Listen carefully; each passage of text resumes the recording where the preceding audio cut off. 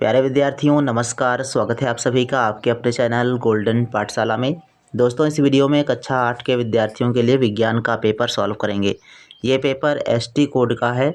ये पेपर हमें भेजा है निधि वर्मा ने। आप भी हमारे दिए गए व्हाट्सएप नंबर पर अपने फ़ोटो सेंड कर सकते हैं।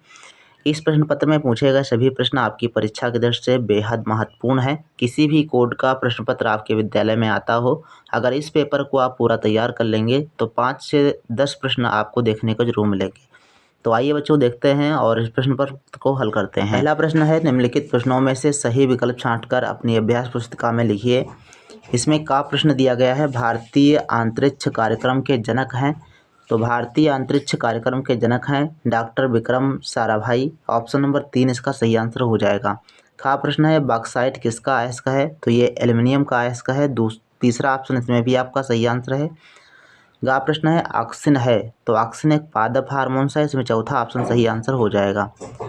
घा प्रश्न है, चुंबक का चुंबकत्व सर्वाधिक होता है। तो चुंबक का चुंबकत्व जो होता है वो सर्वाधिक होता है उसके सिरों पर। ऑप्शन नंबर दूसरा सही है। अंगा है, अमीटर द्वारा मापा जाता है। तो विद्युत धारा मापा जाता है। इसके बाद दूसरा प्रश्न है, रिक्त स्थानों की पूर्ति कीजिए। तो यहाँ पर जो है पहला रिक्त स्थान दिया गया है, प्रोटॉन की खोज ने की थी। तो प्रोटॉन की खोज रदरफोर्ड ने की थी। तो यहाँ पर आपको लिखना है रदरफोर्ड। इसके बाद खा है, धातु से तार बनाने का गुण। तो धातु से तार बनाने का गुण कहलाता है तन्यता। ये क्या कहलाता है? तन्यता कहलाता है। और गा प्रश्न है, समान रचना एवं कार्य वाली कोशिका के समूह को कहते हैं। तो ये कहते हैं ऊतक। यहाँ पर आपको लिखना है ऊतक। और इसके बाद जो है घा प्रश्न है, प्रतिरोध का मात्रक क्या है? तो प्रतिरोध का मात्रक होता है ओम। और इसके बाद जो है चुंबक लोहे के चूर्ण को अपनी ओर आकर्षित करता है। तो यहाँ पर लिखना है आकर्षित करता है। तीसरा प्रश्न है, सही गलत का निशान लगाइए। यहाँ पर जल में ऑक्सीजन की संयोजकता 3 होती है। तो गलत है। इसके बाद क्वार्टज धात्विक खनिज है। तो ये सही है। हृदय की मांसपेशियाँ निरंतर कार्य करती रहती हैं। सही है। वोल्टमीटर को परिपथ में श्रेणी क्रम में लगाते हैं। तो ये आप लोग देखिएगा क्या है, चुंबक के सिरों पर आकर्षण बल सबसे अधिक होता है। ये सही है। ठीक है, इसको घा नंबर को आप चेक कर लीजिएगा, डाउट है इसमें। और चौथा प्रश्न है, सही मिलान कीजिए। तो सही मिलान आपको करना है, कार्बन एक तत्व है, पायरोलोसाइड मैग्नीज का अयस्क होता है। और इसके बाद जो है वायु को मिला दीजिए पवनचक्कियों से, और कोयला को तापीय विद्युत घर से। जो बचा आपका दाद, इसको मिला दीजिए कवर से। अब इसके बाद जो है 5वां प्रश्न है, निम्नलिखित प्रश्नों का संक्षेप में उत्तर दीजिए। धातुओं का संक्षारण क्या है? जे थॉमसन के परमाणु मॉडल की विफलता के क्या कारण थे? रदरफोर्ड का नाभिकीय मॉडल क्या है? इसके बाद जो है मादा के किस जनन अंग से भ्रूण का रोपण होता है? आर्किमिडीज का सिद्धांत क्या है? विद्युत धारा के चुंबकीय प्रभाव को दर्शाने के लिए एक प्रयोग का वर्णन कीजिए। और छठा प्रश्न है, प्राकृतिक एवं मानव निर्मित वस्तुओं से आप क्या समझते हैं?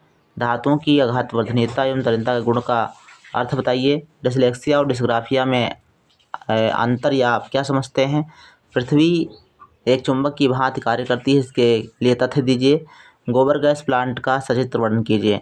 तो इन सभी प्रश्नों को आप तैयार कीजिए। आप सभी की परीक्षा की दृष्टि से ये सभी प्रश्न बेहद इंपॉर्टेंट है। आइए देखते हैं इन सभी प्रश्नों के उत्तर आप कैसे लिखेंगे। यहाँ से आप जो भी क्वेश्चन दिए गए हैं उनके आंसर देख लीजिएगा। धातुओं का संक्षारण क्या है? तो आप यहाँ से आंसर लिख लीजिए। इसके बाद हम जो है दिखाएंगे और आगे बढ़ जाएंगे। आप जो है अगर याद करना है, पढ़ना है, तो आप वीडियो रोक सकते हैं। इसके बाद जो है जे थॉमसन के परमाणु मॉडल की विफलता के कारण क्या थे? तो यहाँ पर कारण लिखे गए हैं। और नाभिकीय मॉडल क्या था, इसके अनुसार क्या कुछ बातें थी यहाँ पर लिख दी गई हैं। और इसके बाद था आर्किमिडीज का सिद्धांत क्या है? तो आर्किमिडीज का सिद्धांत कहता है कि जब कोई वस्तु किसी तल में डुबो जाती है तो वह वस्तु एक ऊर्ध्व बल अनुभव करती है जो उसके द्वारा विस्थापित तरल के भार के बराबर होता है। अंगा प्रश्न है, विद्युत धारा के चुंबकीय प्रभाव को दर्शाने वाले प्रयोग को लिखना है। तो प्रयोग आप यहाँ से लिख पाएंगे, पूरा कंप्लीट कर दीजिएगा। इसके बाद है जो लास्ट वाला प्रश्न 6 नंबर का, उसमें प्राकृतिक और मानव निर्मित वस्तुओं के बारे में लिखना था। तो यहाँ से आप लिख दीजिएगा प्राकृतिक और मानव निर्मित वस्तुएं। इसके बाद क्वेश्चन नंबर 6 का खा प्रश्न था कि धातुओं की आघातवर्धनीयता और तन्यता के बारे में लिखिए। तो इसका आंसर आप यहाँ से लिखिएगा। आघात अधीनता क्या है? धातुओं को पीटकर चादर बनाने की क्षमता। और तन्यता क्या है? धातुओं को खींचकर तार बनने की क्षमता। डिस्लेक्सिया और डिस्ग्राफिया क्या है? या अंतर इसमें आप इस प्रकार से लिख सकते हो।